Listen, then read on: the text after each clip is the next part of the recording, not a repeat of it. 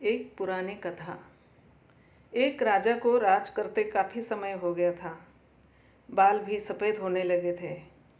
एक दिन उसने अपने दरबार में उत्सव रखा और अपने मित्र देश के राजाओं को भी सादर आमंत्रित किया व अपने गुरुदेव को भी बुलाया।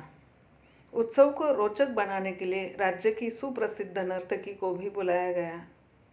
राजा ने कुछ स्वर्ण मुद्राएं अपने गुरुजी को भी दी ताकि नर्तकी के अच्छे गीत व नृत्य पर वे भी उसे पुरस्कृत कर सके। सारी रात नृत्य चलता रहा।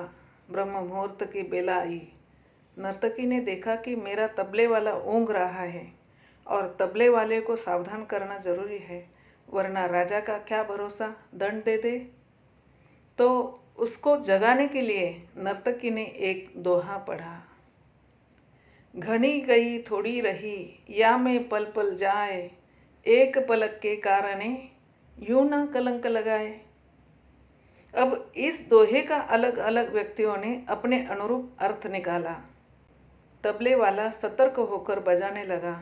जब यह दोहा गुरुजी ने सुना तो गुरुजी ने सारी मोहरें उस नर्तकी को अर्पण कर दी। दोहा सुनते ही राजा के युवराज ने भी अपना मुकुट उतारकर नर्तकी को समर्पित कर दिया।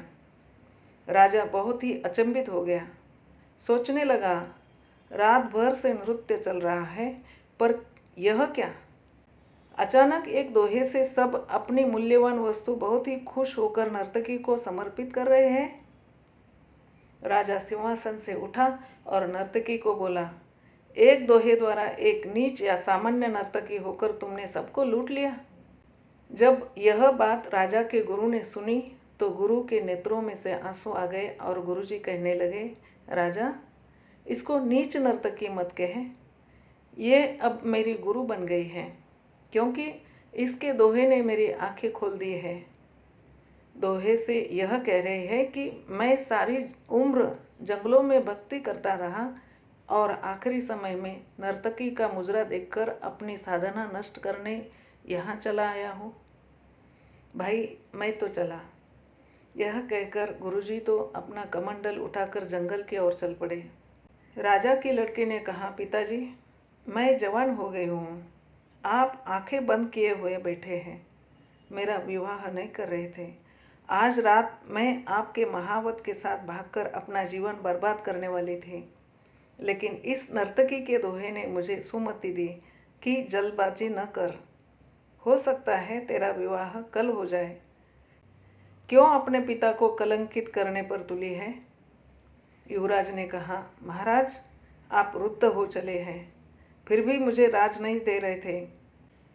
मैं आज रात ही आपके सिपाहियों से मिलकर आपको मारने वाला था, लेकिन इस दोहे ने समझाया कि पगले, आज नहीं तो कल आखिर राज तो तुम्हें ही मिलना है। क्यों अपने पिता के खून का कलंक अपने सिर पर लेता है? थोड़ा धैर्य रख। जब ये सब बातें राजा ने सुनी तो राजा को भी आत्मज्ञान हो गया। राजा के मन में वैराग्य आ गया। राजा ने तुरंत फैसला लिया, क्यों न मैं अभी युवराज का राज तिलक कर दूं।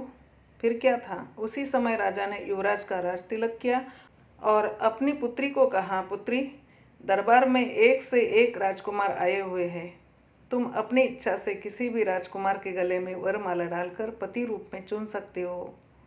राजकुमारी ने ऐसा ही किया और राजा सब त्याग कर जंगल में गुरु की शरण में चला गया। यह सब देखकर नर्तकी ने सोचा, मेरे एक दोहे से इतने लोग सुधर गए, लेकिन मैं क्यों नहीं सुधर पाई। उसी समय नर्तकी में भी वैराग्य आ गया। उसने उसी समय निर्णय लिया कि आज से मैं अपना नृत्य बंद करती हूँ। हे प्रभु, मेरे पापों से मुझे क्षमा करना। बस आज से मैं सिर्फ तेरा नाम सुमिरन करूँगी। घनी गई थोड़ी रही या मैं पल पल जाए, एक पलक के कारणे यूं ना कलंक लगाए। घनी गई थोड़ी रही या मैं पल पल जाए, एक पलक के कारणे यूं ना कलंक लगाए। जय जय श्री राम।